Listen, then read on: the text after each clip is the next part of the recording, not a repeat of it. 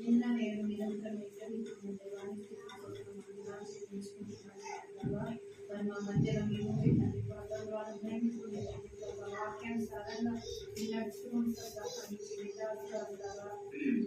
నీళ్ళ పెట్టుకొని ఒక ఆత్మకు కావాల్సిన ఆహారాన్ని అనుగ్రహించదండి. ఆత్మీయ ఆహారాన్ని మా ఉద్యోగం బలపరుచుకొని వాక్యానుసారంగా నడిచే జీవితాన్ని చేయమని ఈ దాస్తాలు వాడుకున్నట్టు మాట్లాడదాన్ని బలపరుచుకొని రానున్న వాళ్ళని త్వరగా నడిపించడానికి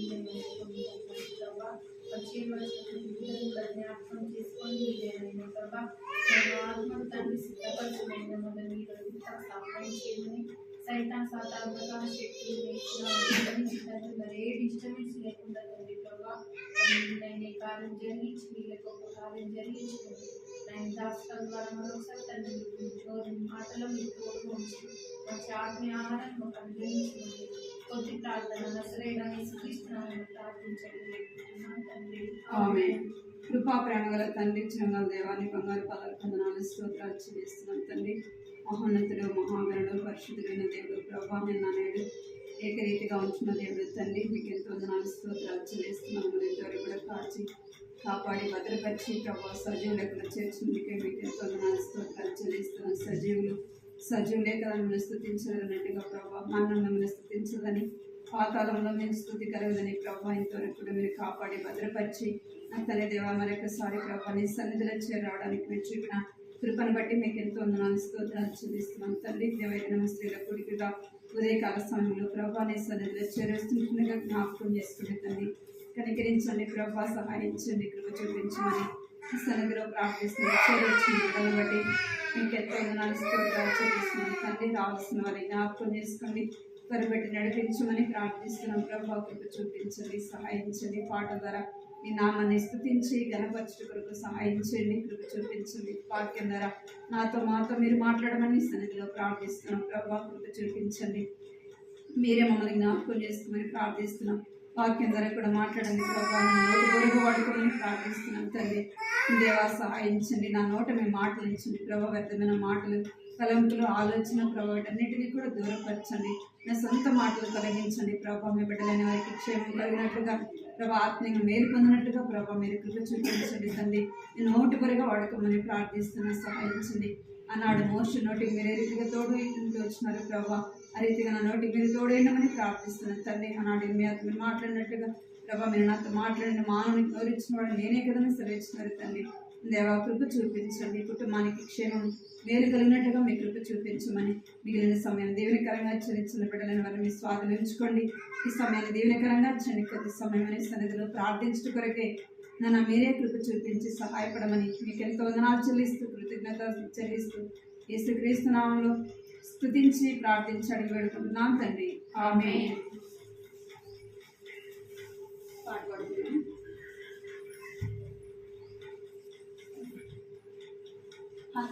లైట్ అన్నవి ఆ కట్టన ఉందిమా, ఆ లైట్ అన్న ఆ కట్టన తీసుకుంటుంది అంటే మీకు వెళ్తుంటారు.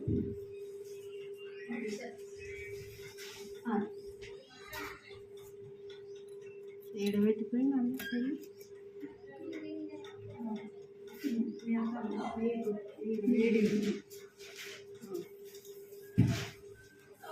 పాట పాడుతున్నాను. 196 పాట సంఖ్య 196. 176 పొంది తినేను ప్రభువాని నుండి. 176 పొంది తిని నేను ప్రభువాని నుండి ప్రతి శ్రేష్ఠ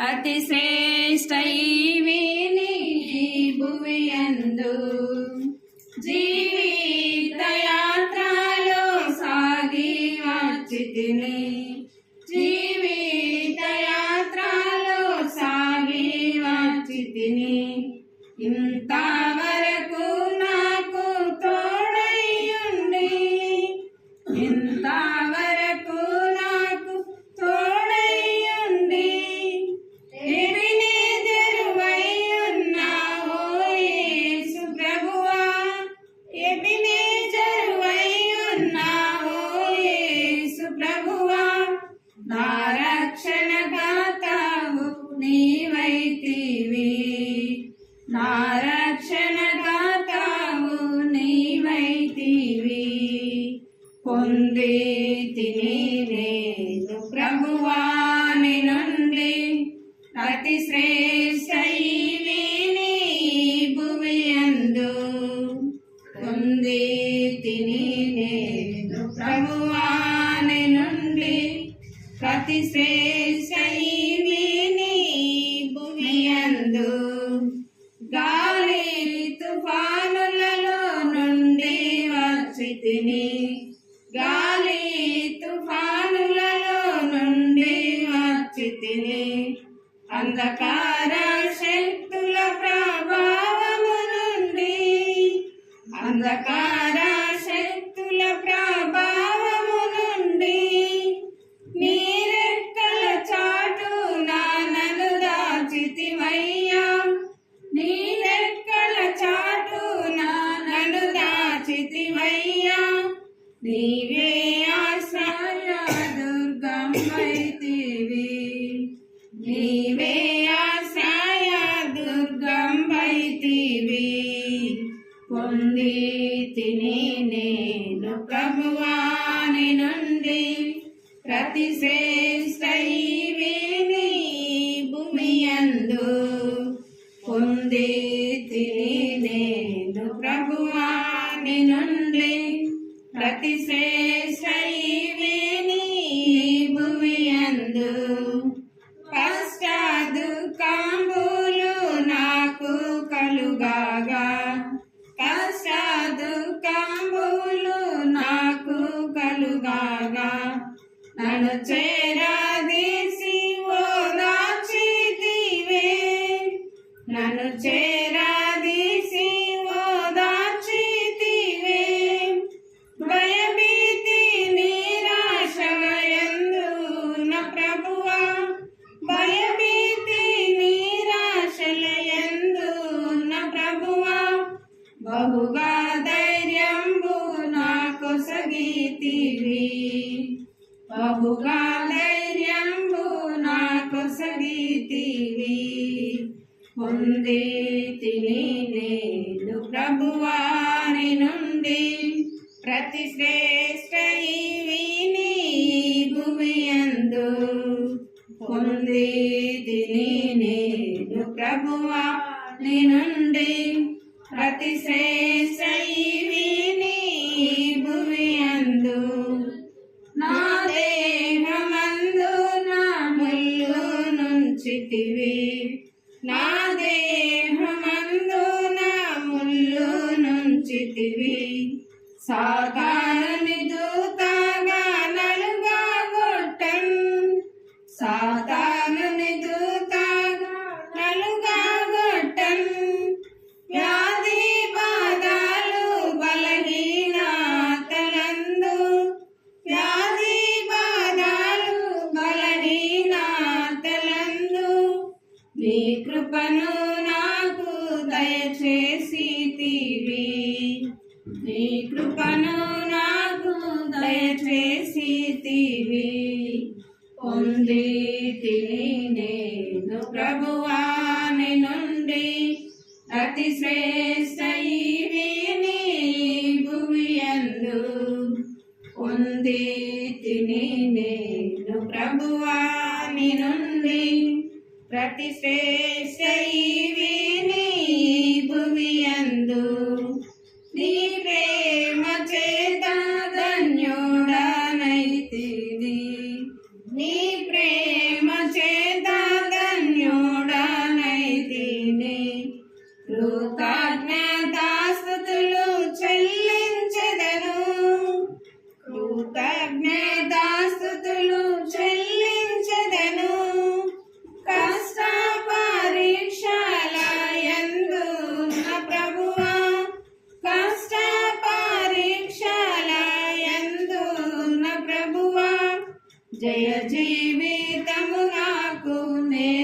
నేర్పించితివి, జయ జీవితము నాకు నేర్పించితివి. పొందితిని నేను ప్రభువాని నుండి ప్రతి శ్రేష్ఠ ఈవిని భువియందు. పొందితిని నేను ప్రభువాని నుండి ప్రతి శ్రేష్ఠ ఈవిని భువియందు.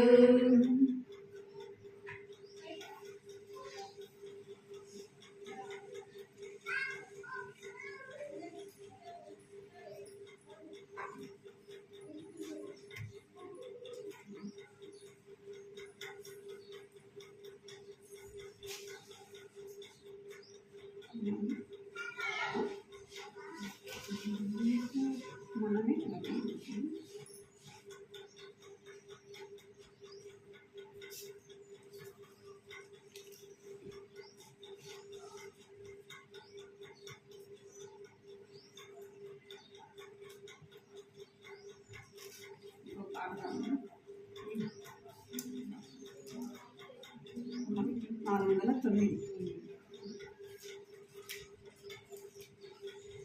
409.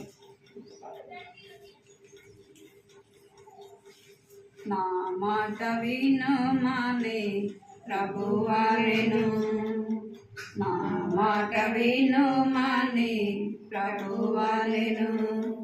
నిన్ను రక్షింపను పిలచుచుండే, నిన్ను రక్షింపను పిలచుచుండే. నా మాట వినుమని ప్రభువారెను, నా మాట వినుమని ప్రభువారెను. పాపుల రక్షకుడు యేసు ప్రభుండు, పాపుల రక్షకుడు యేసు ప్రభుండు.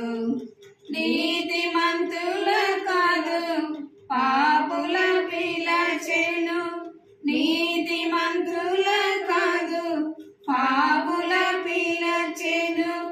నిన్ను హృదయం ద్వారా ప్రేమించెను, ప్రేమించెను.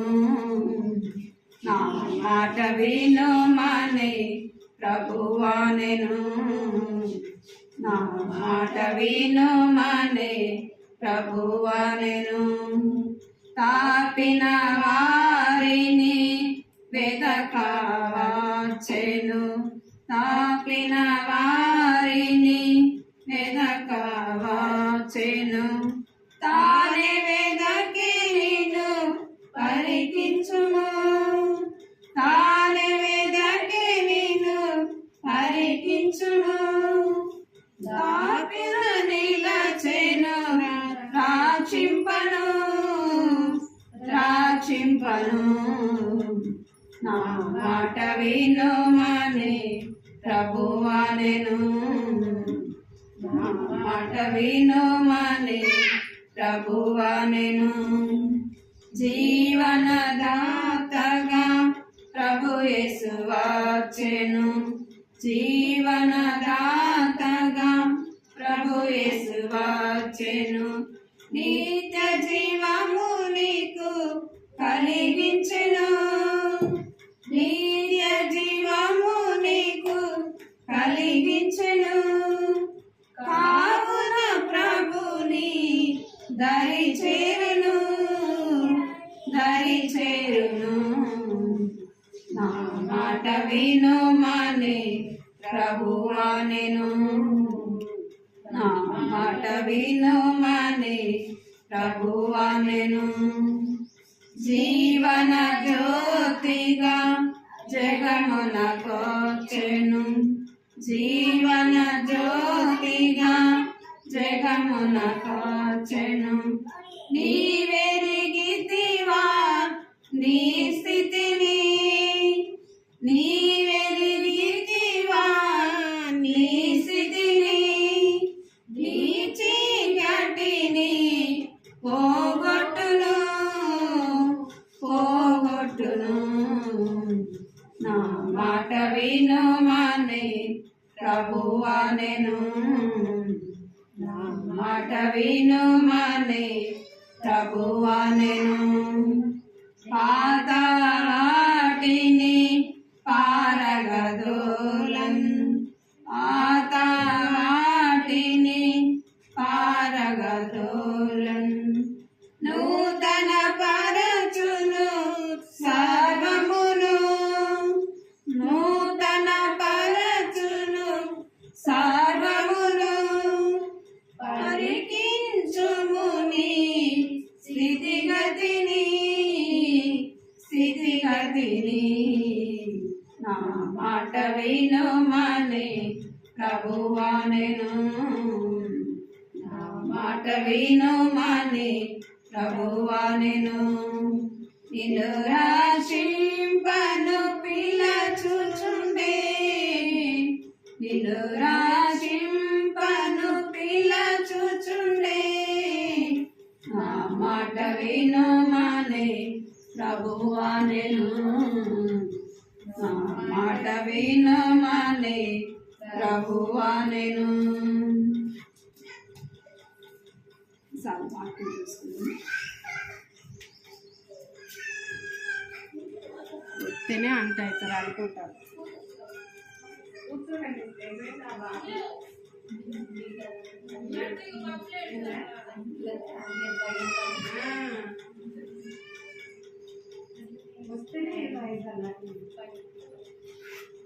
మాట ప్రార్థన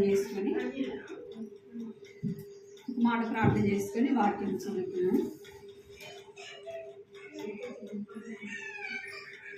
కృపా ప్రేమ గల తండ్రి, జీవం గల దేవ, ఈ బంగారు పాదాలకు వందనాలు, స్తోత్రాలు చెల్లిస్తున్నాను.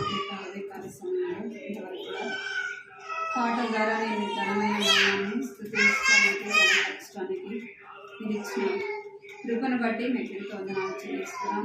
ఈ యొక్క సమయంలో వాక్యం ద్వారా మాట్లాడండి ప్రభా, మీ స్వరాన్ని వినిపించండి. మీ యొక్క స్వరం మేము వినడానికి జ్ఞాపకం చేసుకుని వినే చెవి గ్రహించే మనసు దయచండి.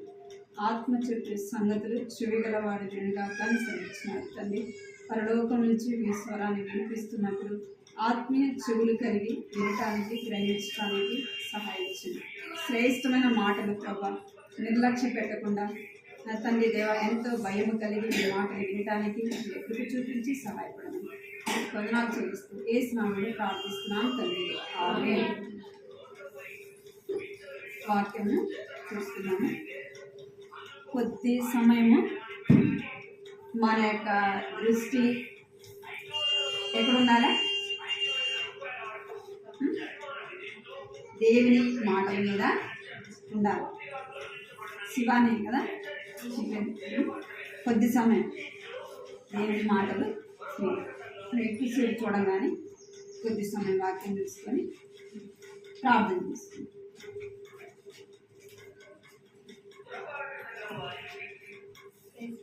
మనము ఒక అధికారి దగ్గరికి వెళ్ళినప్పుడు వాళ్ళ దగ్గర మనం మాట్లాడాలనుకోండి, ఏం చేస్తాం? ఇక్కడ చూడాలి, ఏం చేస్తాం? ఒక అధికారి దగ్గరికి మనం వెళ్ళామనుకో మాట్లాడడానికి, ఎట్లా ఉంటాం? వాళ్ళ దగ్గర ఎంతో భయము, విధేయత, వినయం ఉంటాం. కొంతసేపు కూడా మిస్గా ఏం మాట్లాడతాడు కదా, మన గురించి ఏం చెప్తాడు అవునా కదా. అంటే దానికంటే కూడా దేవుని మాటలు ఎంతో శ్రేష్టమైనవి. ఒక్క మాట పోయినా మనం ఎన్నోసార్లు వింటాం కదా. దేవుని వాక్యం ఏం చేస్తామంట, ఎన్నోసార్లు వింటూ ఉంటాం. కానీ మనం వినినప్పుడల్లా ఎట్లా ఉంటుందంటే కొత్తగానే కనబడుతుంది. అదే ఎన్నిసార్లు చదివింటా నేను బైబిల్, ఎంతమంది చెప్పింటే వినింటా, కానీ ఎట్లా ఉంటుందంటే మనం కొత్తగా విన్నట్టే ఉంటుంది. మనం ఎన్నిసార్లు బైబిల్ చదివినా బైబిల్లో నుంచి మనకు ఎంత తెలియదంటే ₹1 5 పైసలు అంటే కొంచెం కూడా మనకి తెలియదు. ఎన్నిసార్లు చదివినా అంటే దేవుని మాటలు అలా ఉంటాయి. కాబట్టి కొద్ది సమయం దేవుని మాటల మీద మన దృష్టి పెడతాం. యోహాను సువార్త 15వ అధ్యాయం కొన్ని మాటలు చదువు. యోహాను సువార్త 15వ అధ్యాయం 1 నుంచి 7 వచనాల వరకు చదువు. యోహాను సువార్త 15వ అధ్యాయం 7 వచనాల వరకు నేను నిజమైన ద్రాక్షావళిని, నా తండ్రి వ్యవసాయకుడు, నాలో ఫలింపని ప్రక్రియను ఆయన తీసి పారవేను. ఫలించు తీగ మరి ఎక్కువగా ఫలింపలని దానిని పనికిరాని తీగలను తీసి పారవేను. నేను మీతో చెప్పిన మాటలను మీరు పలుకులై నా యందు నిలిచించుడి, మీ యందు నేను నిలిచి. తీగ ద్రాక్షావళిలో నిలిచి ఉంటేనే కానీ తనంతట తాను ఎలాగో ఫలింపదో అలాగను నా యందు నిలిచి ఉంటేనే కానీ మీరు ఫలింపరు. ద్రాక్షావళి మీరు, తీగలు మీరు. ఎవడు బాగుగా ఫలించున్నాను కూడా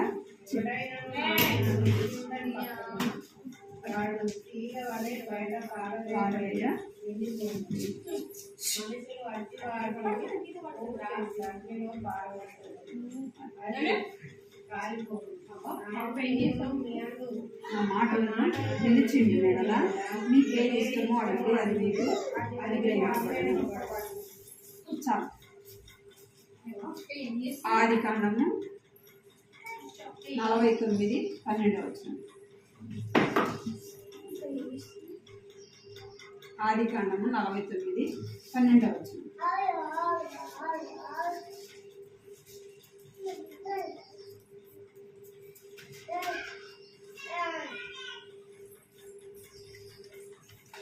అతని కళ్ళు ద్రాక్ష రసం చేత ఎర్రగాను, అతని పళ్ళు పాలు చేత తెల్లగాను.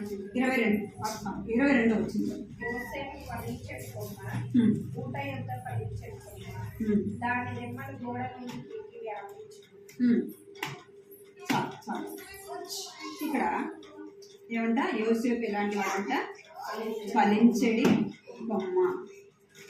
ఈ చెట్టు ఫలించాలి, కొమ్మలు విస్తరించాలి అంటే ఏం చేయాలంట? అయితే చెట్టుకి అంటు కట్టబడి ఉండాలి. ఆ చెట్టు ఎవరు అంటే యేసు ప్రభుని మనకు జ్ఞాపకము చేయబడి. తీగలు ఎవరంట? నీవు నేను. మనం అందరం కూడా ఫలించాలి అంటే ఎక్కడ ఉండాలంట? మనం ఆత్మీయంగా ఎదగాలంటే ఎక్కడ ఉండాలి? చెట్టుకి అంటు కట్టబడి ఉండాలి. ఒక చెట్టు మనం నాటినామనుకోండి, ఆ చెట్టుకు తీగలు చెట్టుకు అతకబడి ఉంటేనే ఏం చేస్తుంది? ఫలిస్తూ ఉంటాయి, చెట్టు ఎదుగుతూ ఉంటుంది. ఆ చెట్టు నుంచి కొంచెం వేరైపోయింది అనుకో, ఏమైపోతుంది? రాను రాను ఎండిపోతుంది. ఆ కొమ్మ ఏమైపోతుంది? చెట్టు పరచుకుంటుంది కానీ కొమ్మ ఏమైపోతుంది? ఎండిపోయిన కొమ్మలు ఏం చేస్తాం? అట్లనే ఉంచుతాం. ఏం చేస్తాం? ఇది పనికిరాదు అని పడేస్తాం కదా. మనము కూడా యేసు ప్రభుకు మనం వేరై ఉంటే ఏమైపోతామంట? చెట్టు కొమ్మ ఒక్కసారిగా ఎండిపోతుంది. ఒక్కసారిగా ఎండిపోతుంది, క్రమక్రమంగా ఏమైపోతుంది? వాడిపోతా అసలుకే ఎండిపోతుంది. ఇంకా అసలు ఎందుకు పనికిరాదు. దాన్ని ఏం చేస్తాం? తీసి పడేస్తాం. ఇంకా అవసరమైతే పొయ్యిలో పెట్టి మంటేస్తాం. ఎందుకు చెత్త అని ఏం చేస్తాం? కాల్ చేస్తాం. మనం కూడా ఎవరంట? తీగలము. మనం ఫలించాలా, అభివృద్ధి చెందాలా, విస్తరించాలా, దేవునికి ఇష్టమైన వారంగా ఉండాలా అంటే ఏం చేయాలా? దేవునితో పాటు అంటు కట్టబడి ఉండాలి. అది యేసు ప్రభుతో పాటు మనం ఏం చేయబడాలంట? అంటు కట్టబడి ఉండాలి. మనం ఆత్మీయంగా ఎదగాల అంటే ఎక్కడికి వెళ్ళాలా? చూడండి, ఆది కాండ, అది కీర్తనలు 1వ అధ్యాయము, కీర్తనలు 1వ అధ్యాయం 3వ వచనం తీసిన చదవండి. అతడు నీటి కాలువల యోరను నాటబడినది, ఆకువాడక తన కాలములు ఫలమిచ్చి చెట్టు వలె ఉండదు, అతడు చేయదంతయు సఫలమగును. ఇక్కడ ఏమంట? అతడు నీటి కాలువల యోరన నాటబడిన వాడై ఆకు వాడక తన కాలమందు ఫలమిచ్చి చెట్టు వలె నుండును. మన పైనుంచి మనం చూస్తే 1-2 వచనాల్లో ఏమంట? దుష్టుల ఆలోచన చొప్పున నడవక, పాపుల మార్గంలో నిలవక, అపహాసకులు కూర్చున్న చోట కూర్చుండక, యెహోవా ధర్మశాస్త్రమును ఆనందించుతూ దివారాత్రులు దాన్ని ధ్యానించువాడు ధన్యుడు. ఎప్పుడు మనం ఫలిస్తామంట అంటే ఇక్కడ మనం పైన 2 వచనాలు కూడా అక్కడ రాయబడింది. మనం ఎవరితో సహవాసం చేయకూడదు, దుష్టులతో ఆలోచన వారు నడిచిన మార్గంలో మనము నడవకూడదు. అపహాసకులు కూర్చున్న చోట కూర్చున్నాం అనుకో, వాళ్ళొక మాట మనం ఒక మాట మాట్లాడుతాం. ఎట్లా ఉంటుంది? హేళనగా ఉంటుంది. అపహాసకులు అంటే ఎగతాళి, ఒకరి గురించి ఒకరు ఎగతాళి చేసుకోవడమే ఏమంటారు? అపహాసన. ఇక్కడ అవన్నీ కూడా చేయకూడదంట. ఎవరు ఫలిస్తారు అంటే అక్కడ రాయబడింది 2వ వచనంలో, యెహోవా ధర్మశాస్త్రమును నందు ఆనందించుచు దివారాత్రము దాన్ని ధ్యానించువాడు ధన్యుడు. మనం అన్యులతో పాటు చేరి ఉండకూడదు. వారి ఆలోచన చొప్పున, వారి నడత చొప్పున, వారి ప్రవర్తన చొప్పున వారితో మనం సావాసం చేస్తే అనుకుంటాం. మన ఆత్మీయ జీవితం కూడా క్రమక్రమంగా తగ్గిపోతుంది. ఎవరితో సవాసం చేస్తే? అన్యులతో కదా. అందుకే మనం ఎవరితో సవాసం చేయాలంటే దేవుని ప్రజలతో, దేవుని బిడ్డలైన వారితో మన సహవాసము చేయాలి. ఎందుకంటే దేవుని ప్రజలతో మనం సహవాసం చేసినప్పుడు ఏముంటుందంట? దేవుని మాటలు మనము వింటూ ఉంటాం. దేవుని వాక్యము మనకు తెలియకపోయినప్పుడు దేవుని బిడ్డలైన వారు ఏం చేస్తూ ఉంటారు? దేవుని వాక్యాన్ని మనకి చెప్తారు. దేవుని సన్నిధిలో దేవుడు మనతో మాట్లాడతాడు. దేవుని మాటలు ఎలాంటివంట? సజీవమైనవి, జీవము కలిగినవి. ఇలాంటి మాటలు అంట జీవము కలిగిన దేవుని మాటలు. కాబట్టి ఆ మాటల యందు మనము ఏం చేయాలంట? యెహోవా ధర్మశాస్త్రం ఏముందంట? యెహోవా దేవుని వాక్యం చదివితే ఏముందంట? సంతోషము, నెమ్మది. ఏం కలుగుతుంది? వాక్యం చదివినప్పుడు మనకు నెమ్మది వస్తుంది. ఇంకా ఏం కలుగుతుందంటే సంతోషం. అరే నాకు అది లేదు, ఇది లేదు, నా పరిస్థితి ఇలా ఉంది, ఇవన్నీ మర్చిపోతాం. ఎప్పుడు మర్చిపోతామంటే దేవుని వాక్యాన్ని చదివినాం. అందుకే ప్రతి దినం కూడా ఏం చేయాలంటే మన దినాన్ని ఎలా ఆరంభించాలంటే ప్రార్థనతో దేవుని వాక్యాన్ని చదవాలి. అప్పుడు ప్రభా ఈ రోజు అంతట్లో, ఈ దినం అంతట్లో నన్ను నడిపించు ప్రభా, ఈ దినం నాతో మాట్లాడు ప్రభా, ఇంకా మిమ్మల్ని ఏదైనా పని చేయాలనుకున్న ప్రభా, నేను నా పనికి వెళ్తున్నాను, ఇక్కడ నాకు నష్టం కలగకుండా సహాయం చేయాలి. ఏం చేస్తాడు దేవుడు? మనకు తన జ్ఞానం ఇచ్చి నడిపించేవాడుగా. అందుకే ఆ మాట అంటాడు 3వ వచనంలో, అతడు నీటి కాలువ ఎవరిన నాటబడినది, ఆకు వాడక తన కాలమందు ఫలమిచ్చు చెట్టు వలి. మనం వాడకుండా ఉండాలంటే, చెట్టు వాడకుండా ఉండాలంటే ఎక్కడ ఉండాలి? అది నీటి దగ్గర ఉండాలి. నీటి ఒడ్డున నాటబడిన చెట్టు ఏం చేస్తుంది? అది ఎప్పుడు కూడా పచ్చగానే ఉంటుంది. దాని ఆకులు వాడిపో, చెట్టు ఎండిపోదు. చూడండి ఇర్మియా ఆ మాట ఉంటుంది. ఇర్మియా 17వ అధ్యాయం 8వ వచనం. ఇర్మియా 17వ అధ్యాయం 8వ వచనం తీసుకున్న చదవండి.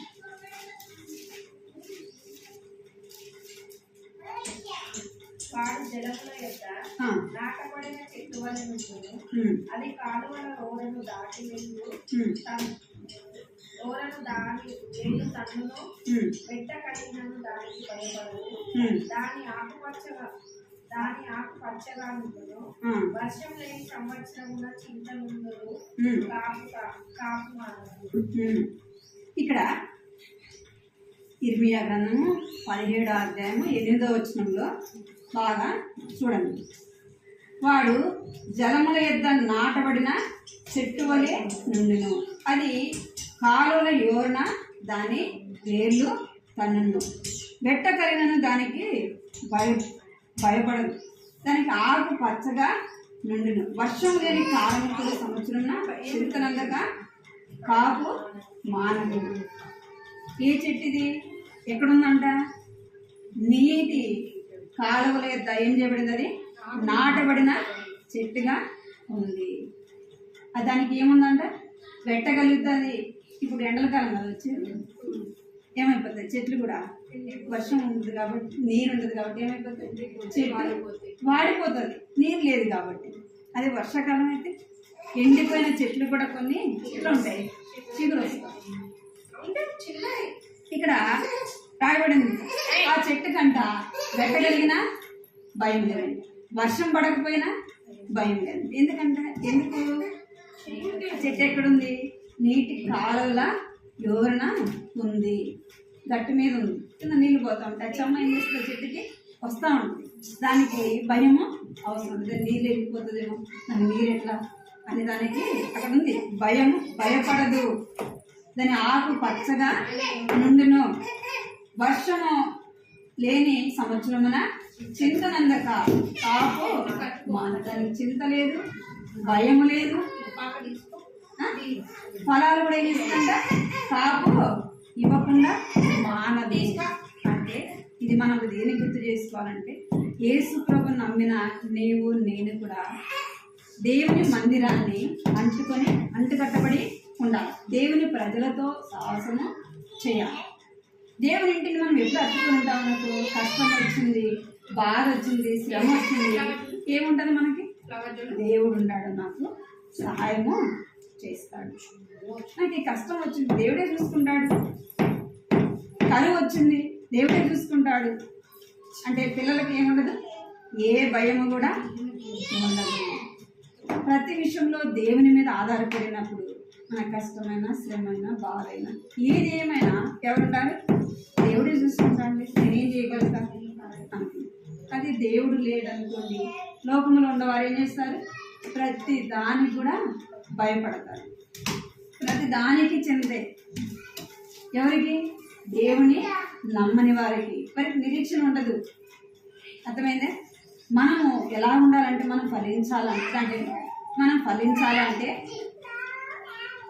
దేవునితో పాటు అంటుకట్టబడి ఉండాలి. అందుకే యోసేపు ఫలించడి కొమ్మ అని కాదు. యోసేపు గురించి ఎందుకు ఆ మాట చెప్పబడిందంటే, యోసేపు ఎలాగ ఫలించాడు, దేవుని కొరకు బహుగా ఫలించినాడు.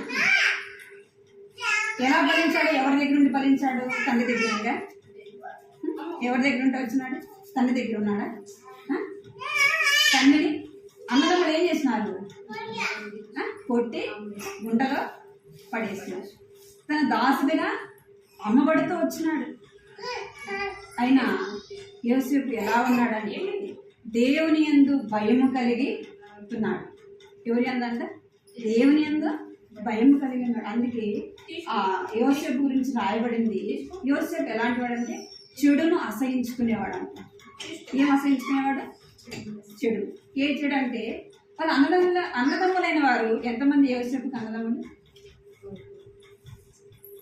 11 మంది. ఎంతమంది, 11 మంది. 11 మంది, 10 మంది. బెన్యామీను చిన్నోడు. వీళ్ళందరితో పాటు తను తిరిగినప్పుడు, వారు ఏదైనా తప్పు చేసినప్పుడు, ఏదైనా పొరపాటు చేసినప్పుడు తాను ఏం చేసేవాడంట, వెళ్ళి వాళ్ళ నాన్నకి చెప్పేవాడు. తను కూడా అది చేసేవాడైతే వాళ్ళ నాన్నకి చెప్పేవాడు కాదు. అంటే చెడును అసహించుకునేవాడు. ఇంకా ఎలాంటి వాడు అంటే, దేవుని యందు భయభక్తులు కలిగినవాడు, పాపాన్ని చెడును అసహించుకునేవాడు. కనుకనే తను ఏం చేసినట్ట, ఫలించిన వాడుగా చూస్తాం. అందుకే యోసేపుని గురించి 39వ అధ్యాయంలో రాయబడింది, ఏమని రాయబడింది, యోసేపుకి దేవుడు తోడైండెను. అతను చేసినవన్నీ కూడా ఏం చేయబడాయంట, సఫలము చేయబడుతూ వచ్చినాయి. యోసేపుకి అప్పుడు వాక్యం చెప్పేవాళ్ళు ఎవరైనా ఉండారా, ఆ కాలంలో ఉండాలి, ఎవరైనా చెప్పేవాళ్ళు ఉండారా? ఇప్పుడు మనకైతే సండే ఎక్కడికి వెళ్ళచ్చు, మనం దేవుని మందిరానికి వెళ్ళచ్చు, మనం ఇంకా వార కూడికలకు కూడా వెళ్ళచ్చు. మనకైతే వారానికి 2-3, ఇంకా కొన్ని చోట్ల ఉంటుంది వారం అంతా మీటింగ్సే ఉంటుంది. వారం అంతా కూడా సాయంకాలం కూడా మీటింగ్స్ ఉంటాయి. చెట్టుకి ఎన్ని నీళ్ళు పోస్తే అంత చెట్టు ఏం చేస్తుంది, ఫలిస్తుంది. కాపు కూడా అంత మంచిగా కాస్తుంది. నీళ్ళు తక్కువ పోసినప్పుడు కొన్ని ఫలాలు కనపడతాయి. అంటే మనము వారకుడికి వెళ్ళే కొలది దేవుని సన్నిధికి, సండే కూడా మనము దేవుని మందిరానికి వెళ్ళినప్పుడు దేవుని వాక్యం అనేకులు మనతో మాట్లాడతారు. అప్పుడు యోసేపుకి వాక్యం చెప్పేవాళ్ళు ఎవరు కూడా లేరు. అంటే తన తండ్రి యాకోబు దేవుని గురించి తెలుసు కాబట్టి, అబ్రహాము దేవుని గురించి తెలుసు కాబట్టి, అట్లా వాళ్ళకి పెద్దలైన వారు వాక్యం చెప్పిన ఆ మాటలే తన హృదయంలో ఉంటాయి. మళ్ళాగే బోధించినట్టు అప్పుడు కాలం వారికి బోధించే వాళ్ళు లేరు, ధర్మశాస్త్రం ఉంది వాళ్ళకంతే. అయినా యోసేపు ఎలా ఉన్నాడంట, ఫలిస్తూ వచ్చినాడు. ఆ దేవుని మాటలు హృదయంలో భద్రపరుచుకుంటూ వచ్చినాడు. మరి యోసేపు అలాగ ఫలిస్తూ నిత్యము మనం చదువుకోగలిగినది, నిత్యము ధ్యానించగలిగినది దేవుని మందిరం ఉంది. మనకు అందుబాటులో ఏముందంటే దేవుని యొక్క గ్రంథము ఉంది, దేవుని యొక్క మాటలు కూడా మనకి ఉంది. మనం ఎలా ఉంటున్నాము? ప్రతిరోజు బైబిల్ చదువుతున్నాము, ప్రార్థన చేస్తున్నాము, క్రమము తప్పకుండా మనం ఆదివారం దేవుని ఇంట్లో కనబడుతున్నామా? ఎన్నో పనులు ఉంటాయి కదా, మన పనులు ఎన్నో ఉంటాయి. కానీ మనం ఎన్ని పనులున్నా ఏం చేయాలి? దేవుని ఇంటిలో కనబడాలి. దేవునికి ఇచ్చే సమయం ఎంత? 1 గంట 2 గంటలు అంతే కదా. సండే మన మందిరానికి వెళ్తే 2-3 గంటలు, మనకైతే 2 గంటలే కదా. 10 నుంచి 12:30 1 గంటల లోపు ఆ కొద్ది సమయం కూడా దేవునికి ఇవ్వలేమా? నువ్వు దేవునికి ఇవ్వాల్సిన సమయం దేవునికి ఇవ్వకుండా నీకు అవసరమైనప్పుడు దేవుని సన్నిధికి వెళితే దేవుని ప్రార్థన వింటాడా? మనం అన్ని బాగున్నప్పుడు దేవుని మర్చిపోయి ఏదైనా కష్టం వచ్చినప్పుడు, బాధ వచ్చినప్పుడు దేవుని సన్నిధికి వెళ్తే దేవుడు మన ప్రార్థన వింటాడా? వినడు. అందుకనే మనకున్న సమయాన్ని దేవుని సన్నిధిలో కొద్ది సమయమైనా గడపాలి. దేవుని మాటలు వినడం, మనం కూడా ఫలించాలా, దేవుని రాజ్యాన్ని మనం కూడా స్వతంత్రించుకోవాలా అంటే ఎక్కడ ఉండాలి? మనము దేవుని ఇంటిలో ఉండాలి. యేసు ప్రభుతో పాటు మనము అంటుకట్టుబడి ఉండాలి. ఆయనతో పాటు, ఆయన నుండి మనం వేరే ఉండి ఇప్పుడు దేవుని ఇంటికి మనం వెళ్ళకుండా, దేవుని వారపుడికలకు వెళ్ళకుండా, ప్రార్థన చేసుకోకుండా, బైబిల్ చదవకుండా మనం ఏమీ కూడా చేయలేం. అరే ఈ సమయం నేను 1 గంట పని చేసిస్తే నాకు 500 కూలిస్తారు, నేను పనికి వెళ్ళామనుకో ఏమైపోతుంది? మనం ఎంతో ఆత్మీయంగా నష్టపోతాం. ఒకరోజు దేవుని ఇంటికి వెళ్ళకుంటే ఎంతో కదా. బైబిల్లో ఉంది, దావీదు రాజు అంటాడు, నీ యొక్క మందిర ఆవరణములో 1 దినము గడుపుట 1000 దినముల కంటే శ్రేష్ఠి. ఒక్కరోజు దేవుని ఇంట గడిపితే మనం ఎన్ని రోజులు గడిపినట్టంట? 1000 దినాలు. ఎంత శ్రేష్టమైనది మనం పోగొట్టుకుంటాము కదా. ఆయన ఎలాంటి వాడు అంటే నిజమైన దేవుడు, రోషము కలిగిన దేవుడు, ఆయన దహించు అగ్ని వంటి కనుక మనము ఎలా ఉండాలంటే ఎంతో భయం కలిగి ఉండాలి. రెండోది ఆయనతో పాటు మనం అంటుకట్టబడి దేవుని అతుక్కొని ఉండాలి. కీర్తనలు ఏమంటున్నాడంటే నీటి ఎవరిన నాటబడిన చెట్టు వలె ఉండాలి. అప్పుడే మనం ఏం చేస్తామంటే ఫలించే వారముగా ఉంటాము.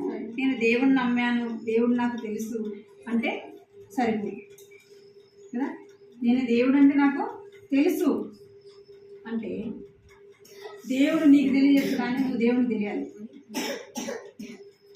ఏమంటా? కేసీఆర్ అంటే మనందరికీ తెలుసా? తెలుసు కదా. కేసీఆర్ అంటే పిల్లలు కూడా చెప్తారు. మన ముఖ్యమంత్రి ఎవరంటే కేసీఆర్ అంటారు, అవునా కదా, తెలంగాణలో. మరి మనం ఎవరో కేసీఆర్ తెలుసా? తెలుసా? ఎప్పుడు తెలుస్తుంది మనం ఎవరో? ఆయనతో పాటు మనకు పరిచయం ఉన్నప్పుడు మనం ఎవరో తెలుస్తాం. దేవునికి మనం సృష్టించినాడు, మనం ఆయనకు తెలుసు. కానీ మనం ఈ మాటను ఎట్లా అర్థం చేసుకోం? మనం ఎంతసేపు ఆయనతో స్నేహం చేస్తాము, అంత స్నేహం దేవునికి మనకు మధ్యలో జరుగుతుంది.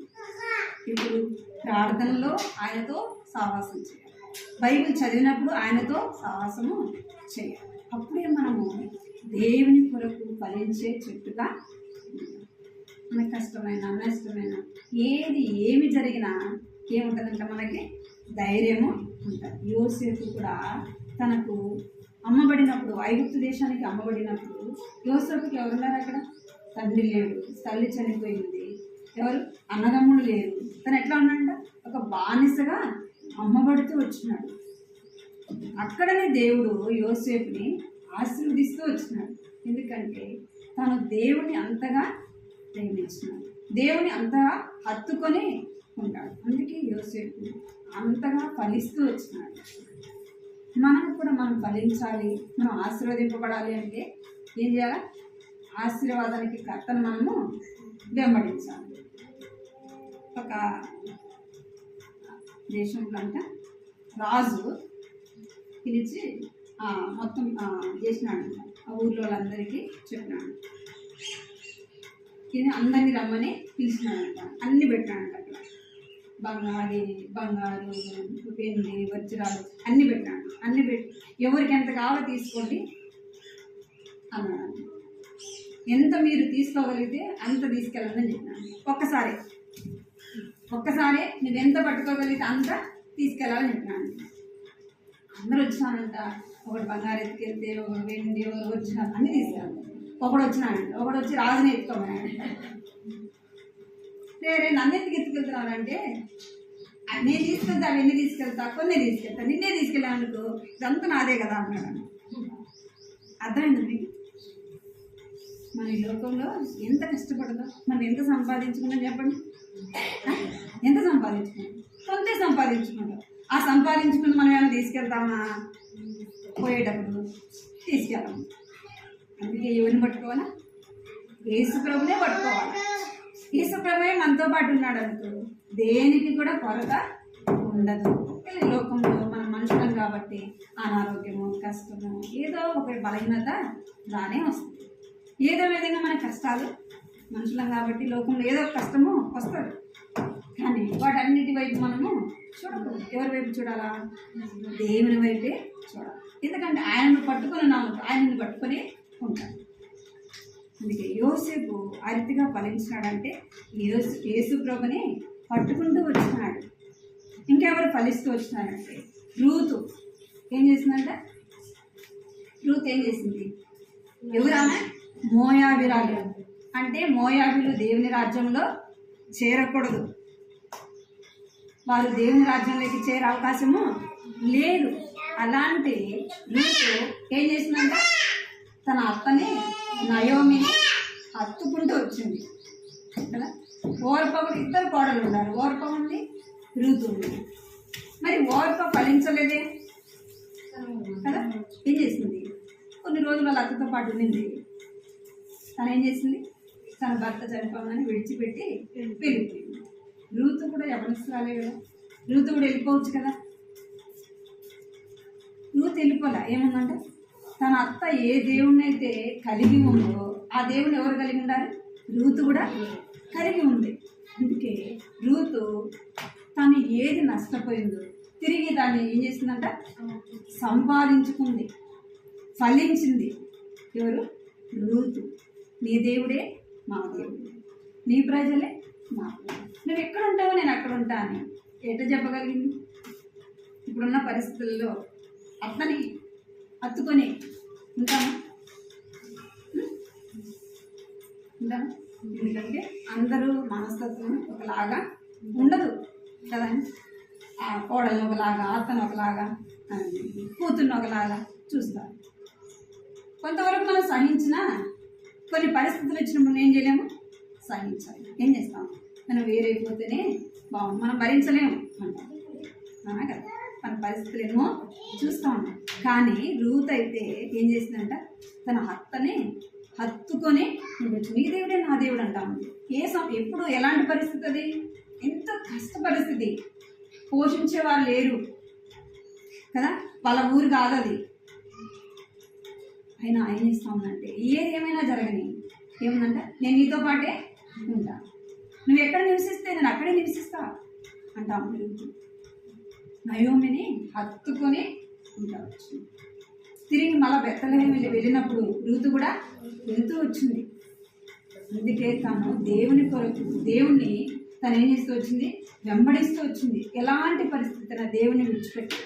అందుకే రూతు పేరు ఎక్కడ రాయబడిందా చూడండి. రూతు పేరు ఎక్కడ రాయబడింది? మత్తయి సువార్త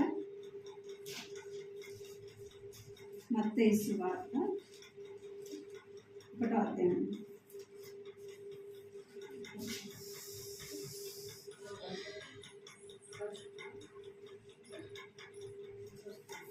రూతు గురించి మత్తయి సువార్త 1వ అధ్యాయం 5వ వచనం చదవండి. 1వ అధ్యాయం 5వ వచనం.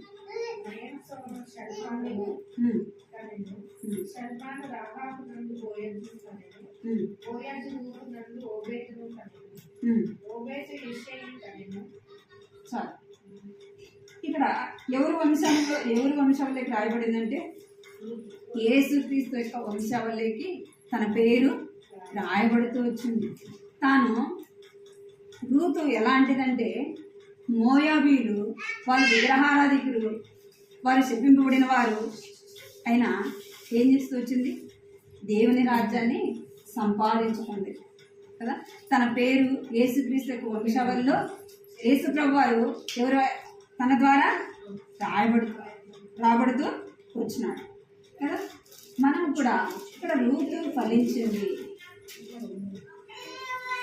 అంటే నయోమిని హత్తుకొని ఉంటూ వచ్చింది. ఈ నయోమిని మనం ఎవరిని జ్ఞాపకం తీసుకోవాలంటే యేసుప్రభుని మనము జ్ఞాపకం తీసుకోవాలి. రూతునే మనం అంటే మనకు సాదృశ్యంగా మనము కూడా ఫలించాలి. దేవునికి ఇష్టమైన వారుగా ఉండాలంటే దేవునితో పాటు ఇంట కట్టబడి ఉండాలి.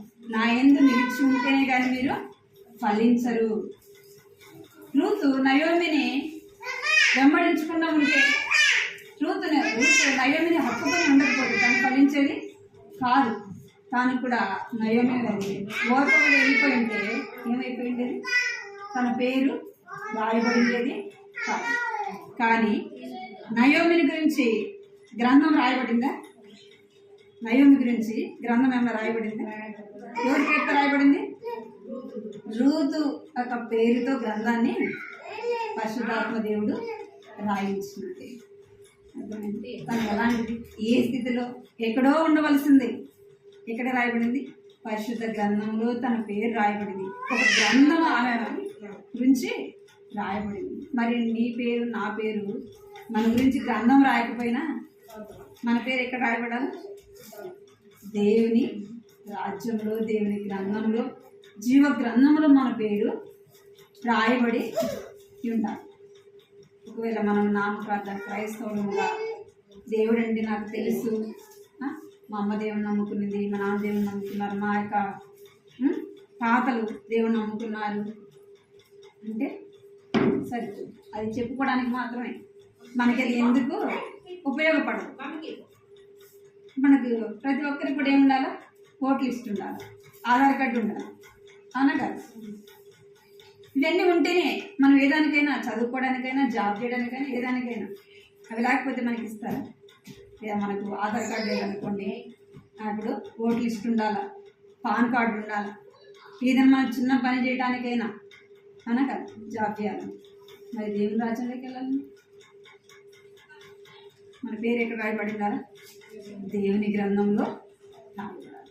దేవుని గ్రంథంలో రాయబడిందాలంటే మనం ఎక్కడే దేవుని నమ్ముకోవాలి, దేవుని యందు విశ్వాసము ఉంచాలి. ఆయన మనం సొంత రక్షకుడుగా అంగీకరించాలి. మన తల్లిదండ్రులు రక్షింపబడిన మనము సొంతంగా మన హృదయంలో యేసు ప్రభుని చేర్చుకోవాలి. పాస్టర్ల పిల్లలైనా ఎవరైనా సరే మనం ఏం చేసుకోవాలి? నీ హృదయాన్ని దేవునికి ఇవ్వాలి. దేవుడు మనం ఏం కోరుకున్నాడంట? నా కుమారుడ నీ హృదయం నాకు రూతు ఇచ్చింది కదా. యోసేపు తన హృదయాన్ని దేవునికి ఇచ్చాడు. యోసేపు ఫలించాడు, రూతు ఫలించింది. నీవు నేను ఫలించాలి అంటే మన హృదయం దేవునికి ఇవ్వాలా. మనము దేవునికి ఇష్టమైన వారముగా ఉండాలి. ఆయనతో పాటు నిలిచి ఉండాలి.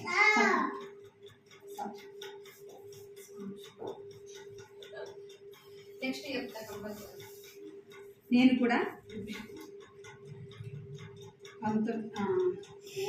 2000 సంవత్సరంలో యేసుప్రభుని నమ్ముకున్నాను. అప్పుడు యేసుప్రభు అంటే నాకు తెలియదు. ఇప్పటికి 22 సంవత్సరాలు యేసుప్రభు అంటే తెలియదు నాకు. అలాంటి జీవితము జీవించున్నాను. 22 అంటే ఇప్పటికి అప్పుడు నాకు ఎన్ని సంవత్సరాలు ఉంటాయి? 17-18 సంవత్సరాలు. దానికంటే కూడా తక్కువే ఉంది. అప్పట్లో ఎంతో విగ్రహారాధన చేస్తాను. చిన్న వయసులోనే ఒక గది అంతా విగ్రహాలే ఉండేవి. ప్రతిరోజు విగ్రహారాధన చేస్తాను. ఉదయం సాయంత్రం చేయాలి. దీపం మారిపోకుండా పెట్టేదాన్ని. అట్లా చేస్తాను. శనివారం అంటే ఫాస్టింగ్ ఉండేదాన్ని, గురువారం అంటే ఫాస్టింగ్ ఉండేదాన్ని. శనివారం ఏమో వెంకటేశ్వర స్వామి, గురువారం ఏమో సాయిబాబా. సాయిబాబా పాటలు అంటే నా ప్రాణం ఇంకా అసలు లేసొస్తుంది. అట్లా ఆ పాటలో ఉంది, యేసుప్రభు గురించి ఉంది, అల్లా గురించి ఉంది, ఒక పాట ఉంది. ఆ పాటలో ఆ 3 పేర్లు కూడా వస్తాయి అన్నమాట. అంత ప్రాణం నాకు. అటువంటి నాకు ఒకరోజు సండే సాయంత్రం ఇదే మరి మనం మీటింగ్ జరుగుతూ ఉంటే ఇట్లే రూమ్లు ఉండేవి, కంపెనీ క్వార్టర్స్ ఇట్లనే ఉండేవి. నేను లాస్ట్ ఉంటాను, మధ్యలో ఉండే ఆంటీ మీటింగ్ పెట్టుకుంటే ఒక అక్క వచ్చి పిలిచింది, రండి కూర్చోండి. 2-3 సార్లు వచ్చి పిలిచింది కోల. అంటే నాకు ఒకలాంటి ఫీలింగ్, వాళ్ళు తక్కువ కులం, వాళ్ళ కాడ మనం ఎందుకు తెలియదు అని. వాళ్ళు నీళ్ళు అడిగితే కూడా ఇట్లా ఎత్తిపోతుంది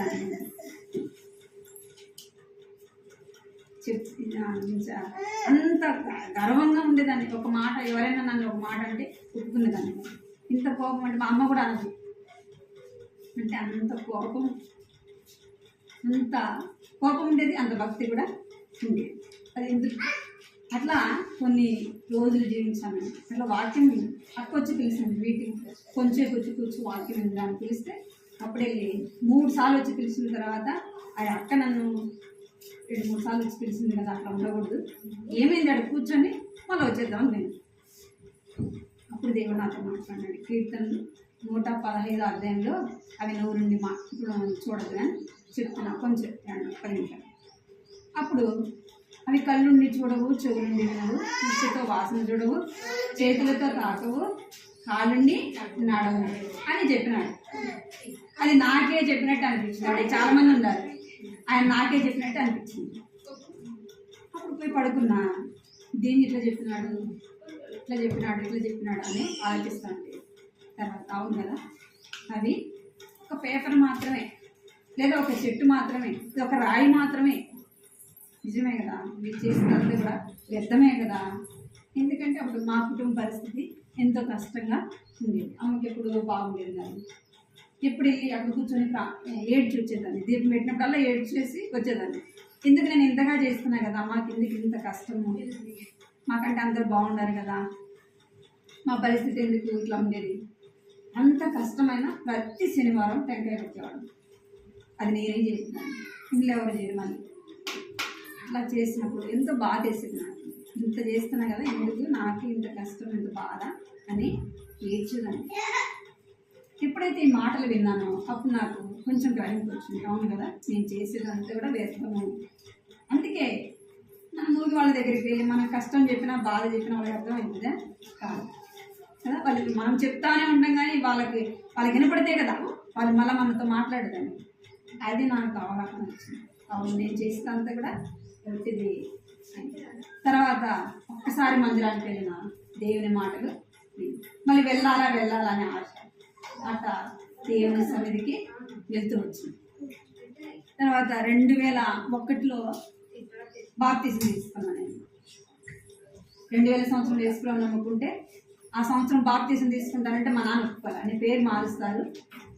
మరియమ్మో మార్తమ్మో ఏదో ఒకటి పెడతారు. వద్దు, అసలు బాప్తిజం తీసుకోవద్దు అన్నాడు. అప్పుడు తల్లిదండ్రులు ఒప్పుకుంటేనే బాప్తిజం ఇచ్చేవాళ్ళు.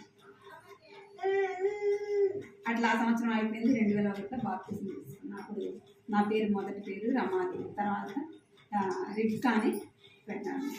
తర్వాత 2004లో దేవుడు సేవకు పిలిచినప్పుడు అప్పుడు కూడా దేవుడు మాట్లాడుతూ వచ్చినాడు. నువ్వు నీ తల్లిని, నీ తండ్రిని, నీ ఇంటిని, నీ అక్క చెల్లెని అన్నీ విడిచిపెట్టి రావాలా అన్నాడు.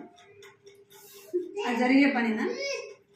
అప్పుడు ఇంకా మ్యారేజ్ కాలేదు, పంపిస్తారా తల్లిదండ్రులు? అసలు మా అమ్మ అసలు ఆదివారం మందిరానికే పంపేది, నీ సేవ కంటే పంపిస్తుంది. అప్పుడు ఆ దేవుడు నాతో మాట్లాడుతూ ఉంటే నైట్ 2 ఆ టైంలో దేవుడు నాతో మాట్లాడాడు. ఇర్మియా గ్రంథం 1వ అధ్యాయంలో మాట్లాడాడు అన్నమాట. అప్పుడు ఇర్మియా అంటే నేను బాలుడును, నేను మాట్లాడటం చేత కాదు అంటే దేవుడు అంటాడు నేను నిన్ను బలపరుస్తాను అని.